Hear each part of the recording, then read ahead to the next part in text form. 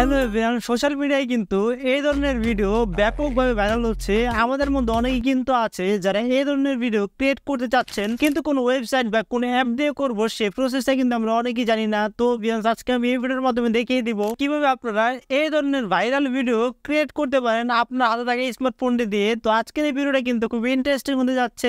আশা করি ভিডিওটা শুরু থেকে শেষ পর্যন্ত সম্পূর্ণ মনোযোগ সহকারে দেখবেন। আসসালামু আলাইকুম, আমি আছি Yasin Ahmed and you watching Tech Vai390। ভিডিওটা শুরু করার আগে আপনি যদি আমাদের ছোট্ট পরিবারের সদস্য না হয়ে থাকেন তাহলে please subscribe this channel and like this video, আর কমেন্টের মাধ্যমে কিন্তু জানিয়ে দিবেন ভিডিওটি কেমন লেগেছে। So let's begin. সরাসরি ফোনের স্ক্রিনে গিয়ে প্রসেসটা দেখি।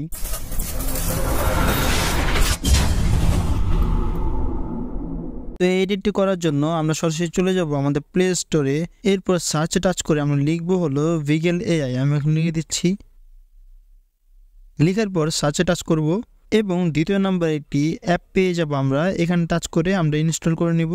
ইনস্টল হয়ে যাওয়ার পর ওপেনে টাচ করব এবং এখান থেকে আমরা নেক্সটে টাচ করে দিব, স্কিপে টাচ করে দিব, ক্রসে টাচ করে দিব। তারপর এখান থেকে সার্চে টাচ করব। সার্চে আসার পর এখানে লিখবো হলো HUGO। লেখার পর সার্চে টাচ করব। তারপর এখান থেকে আমরা স্ক্রল করে নিচে চলে যাব। নিচে চলে আসার পর এখানে টাচ করব এবং রিমিক্স দিস ভিডিও এখানে টাচ করব। টাচ করার পর আমরা সাইন আপ করে নিব।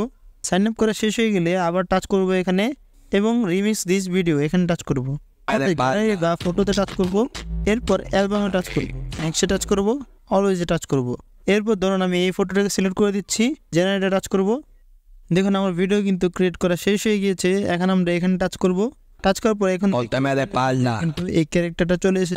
এইভাবে কিন্তু আপনারা যে কোনো স্মার্টফোন দিয়ে এই ধরনের ভাইরাল ভিডিও ক্রিয়েট করতে পারেন খুব সহজে।